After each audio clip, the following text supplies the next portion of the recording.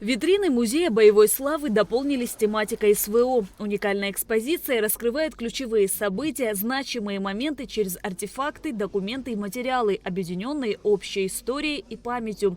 Здесь представлены знаки интернациональной бригады «Пятнашка», георгиевские кресты, шифроны разного времени, подлинные реликвии современной истории, предметы, переданные участниками СВО.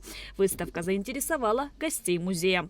Мы решили увековечить память, события забываются, и вот какие-то вещи мы передаем, чтобы люди помнили. Вот, например, награды, эти награды давались за определенные события, кое-что вручалось Шойгу за боевые заслуги. Этих медалей уже нет попросту, а будет аннотация, будут людям объяснять, что это и как, то, что наша республика не осталась безучастна. Тем более сегодня такой день, сегодня день признания суверенитета Донецкой и Луганской республик подписал Владимир Владимирович Путин. Экспозиция рассказывает историю, героизм участников специальной военной операции, погружает в атмосферу важных событий, знакомит с уникальными экспонатами. Представленная на витрине «Золотая звезда» героя волонтерского и общественного труда вручается гражданам Абхазии, а также иностранным гражданам за особые волонтерские и общественные трудовые заслуги перед народом, бескорыстный и безвозмездный труд, оказание помощи нуждающимся, проведение гуманитарных акций. 44-я лежит вот здесь в музее боевой славы. То есть она просто так не дается за то, что человек повез гуманитарную помощь, а дается за определенные действия. Люди попадают в разные переплеты. Это нож, подаренный лично мне Александром Владимировичем Захарченко. Спорная такая ситуация была. Он даже говорил: возьми шашку, нож не трогай. Я забрал нож, и получилось так, что вот этот нож мы с его сыном вместе привезли, Сергей Захарченко, это его сын, и передали музей Чичковни в музей боевой славы. Вот флаг. Здесь вещи, это Микич своих не бросает, это Владимир Харабу. Мы еще довезем к этой экспозиции кое-какие вещи. Это вот бригада ветераны есть, там участвовал в боевых действиях мой брат, и это его знак. Представлены образцы формы одежды и боевого снаряжения. Работа по сбору экспонатов, связанных с темой СВО, будет продолжена, а экспозиция будет пополняться новыми предметами. Нынешних нацистов, так скажем, форма. Это стандартная натовская форма, то есть она и у грузин такая же, и у украинской армии. К сожалению, они выбрали свой такой путь. Здесь показано, что натовцы, вот видите, Австрия, натовский паек. То есть, как они говорят, что их нет, то они не воюют, они там просто нет, они воюют. Это все вытащил наш товарищ, его Виген, фамилия Аванесян, он со старого поселка, боец. Воюет он сейчас на Кураховском, по-моему, направлении.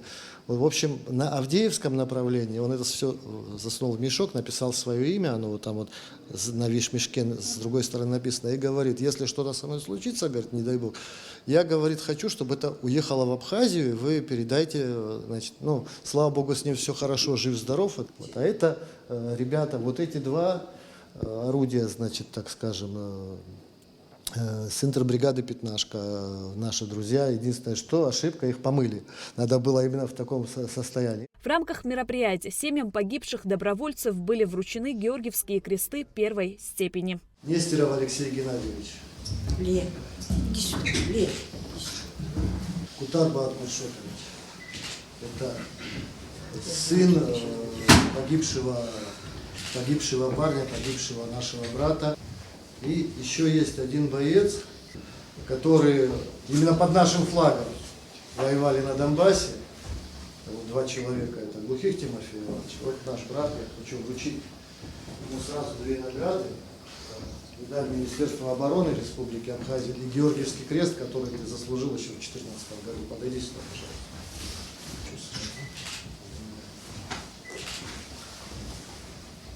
Мероприятие организовано общественной организацией «Доброволец» совместно с Музеем боевой славы имени Владислава Арзенба, приурочено к укреплению абхазо-российской дружбы, Дню защитника Отечества и третьей годовщине начала специальной военной операции России на Украине. Все экспонаты, которые вы сегодня видели, потихонечку собирали единый штаб помощи Донбассу. Кстати, хочу подчеркнуть, что вот эти вот витрины тоже они привезли из России.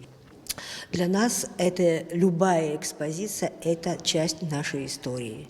И сегодня у нас появилась еще одна часть нашей истории, так как мы все знаем о том, что наши соотечественники находятся на СВО, и, к сожалению, уже немало десятков погибло. Я просто не хочу считать как плохая примета, к сожалению.